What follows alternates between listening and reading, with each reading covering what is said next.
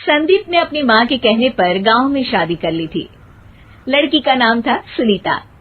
माँ का कहना था एकदम मॉडर्न बहू नहीं होनी चाहिए, लेकिन उन्हें नहीं पता था कि गांव से आने वाली बहू सुंदर सुशील तो होगी और उसको गांव से बाहर भी निकाल लाएंगे, लेकिन उसके अंदर का गांव कैसे बाहर निकलेगा।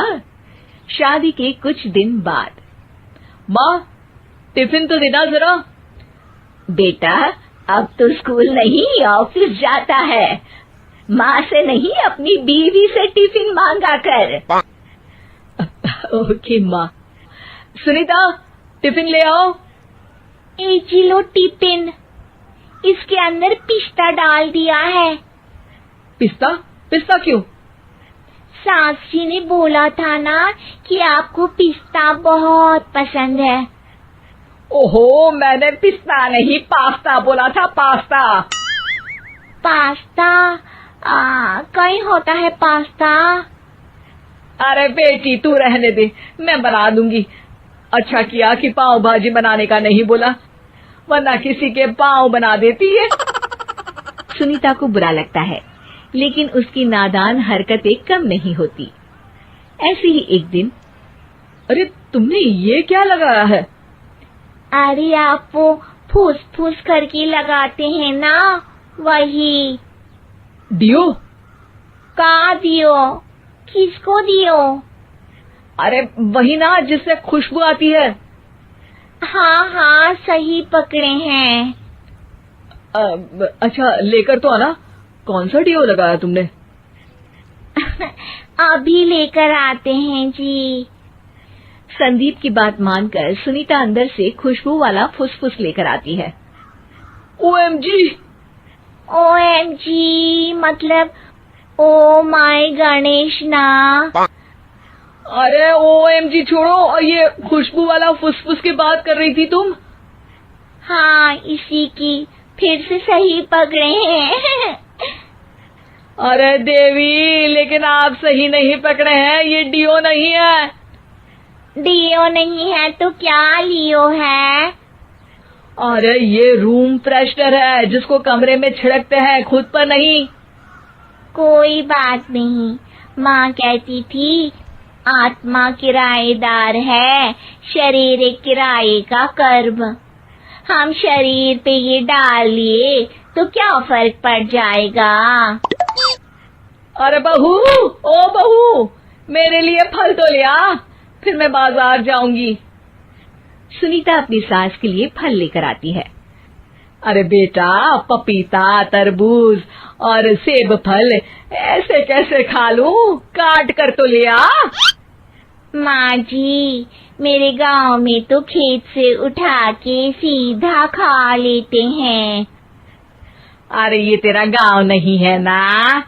अरे संदीप, तू ही कुछ समझा देना इसको बेटा। मैं कैसे समझाऊं माँ, ये तो माइक्रोवेव को भी भट्टी बोलती है। कल मैंने बोला हाय कैसी हो, तो बोलती है किसी को हाय नहीं लगानी चाहिए। अरे सुनीता, तेरा क्या होगा?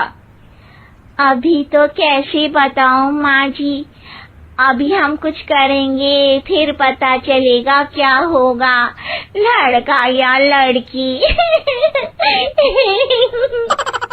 हे भगवान, कहाँ से आ गई है? रामपुर से जी, आप ही तो लेकर आए थे मुझे। अरे मुझे माफ कर दो। पहले कोई गलती तो करिए जी, आपकी तो सारी गलती माफ कर देंगे हम। हाँ अरे बहू, मेरी बात सुन। फल यानी कि फ्रूट जब भी लाए ना तो काट कर लाना, ठीक है? जी ठीक है माँ जी, फल यानी फ्रूट यानी काट के लाऊंगी। सुनीता रोज ही कोई ऐसी हरकत कर देती जिसकी वजह से उसे घर में दो बातें सुननी पड़ती। एक दिन, माँ मेरे बॉस घर पर आने वाले हैं शाम को, उनका बर्थडे है, फैमिली साथ नहीं रहती उनके, तो यही पार्टी कर लेंगे। उनको अच्छा लगा तो शायद मेरा प्रमोशन भी हो जाएगा। मैं ना फ्रूट केक लाकर फ्रिज में रख दूंगी और तेरे साथ आज खाना मैं बनाऊंगी, ताकि जब साहब आए तो खाने में कोई गड़बड़ ना हो। शाम को जब सारी तैयारियां हो जाती है, संदीप के साथ बड़े साहब भी घर आते हैं। फ्रूट केक तो ले आना बहू, फिर खाना खाएंगे। अरे इस सब की क्या जरूरत थी, आपने बुलाया वही काफी है। सर, आपका परिवार शहर में नहीं है तो हम ही आपके परिवार जैसे हैं सर। इतने में ही सुनीता फ्रूट केक लेकर आती है और बड़े साहब की टेबल पर रख देती है, और जैसे ही केक के ऊपर का बॉक्स हटाती है, ओह, ये क्या है? केक तो कटा हुआ है। मैं तो ऐसा नहीं लाई थी। आप मुझे शाबाशी दे सकती है माँ जी, मैंने ही केक काट दिया। आपने कहा था ना, फल यानी फ्रूट यानी हमेशा काट के लाना, तो फ्रूट केक भी तो फ्रूट ही है ना, तो मैंने पहले ही काट लिया। हूँ ना मैं समझदार। अरे बहू, ये क्या किया? केक हमेशा वही काटता है जिसका जन्मदिन होता है। तुझे एक बात भी समझ नहीं आती, एक नंबर की बेवकूफ है। पूरा माहौल बिगड़ चुका था। संदीप को लगने लगा था कि साहब उसे प्रमोशन तो दूर की बात है, कहीं डिमोशन ना दे दे, लेकिन साहब बीच में ही बोल पड़ते हैं। अरे कोई बात नहीं, ये इनकी बेवकूफी नहीं है, इनका भोलापन है। बेटा आप कहाँ से हो? रामपुर गांव से। अरे वाह, गांव से?